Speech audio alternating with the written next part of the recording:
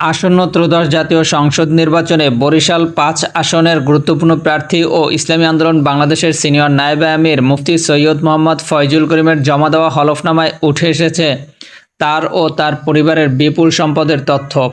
হলফনামার তথ্য অনুযায়ী মুফতি ফয়জুল করিমের স্ত্রীর কাছে রয়েছে ১৮৭ ভরি স্বর্ণালংকার, যা তিনি উপহার হিসেবে পেয়েছেন বলে উল্লেখ করা হয়েছে। এছাড়া স্ত্রীর ব্যবসায়িক পুঁজি ও অন্যান্য খাতে ৩,৪১,৬৫,০০০ টাকার সম্পদ এবং নগদ ৭,২০,০০০ টাকা রয়েছে। ব্যক্তিগত সম্পদের বিবরণে ফয়জুল করিম জানান, তার হাতে নগদ ৩১,১২,০৪৭ টাকা থাকলেও ব্যাংকে জমা আছে মাত্র ১,১৭৬ টাকা। তার স্ত্রীর ব্যাংক অ্যাকাউন্টে নেই কোনো টাকা। পেশায় শিক্ষক ও দায়ী। এই প্রার্থীর বার্ষিক আয় দেখানো হয়েছে ১৪,২৮,৫০০ টাকা। আয়ের উৎসের মধ্যে রয়েছে শিক্ষকতা, মাহফিল এবং ফ্ল্যাট ভাড়া।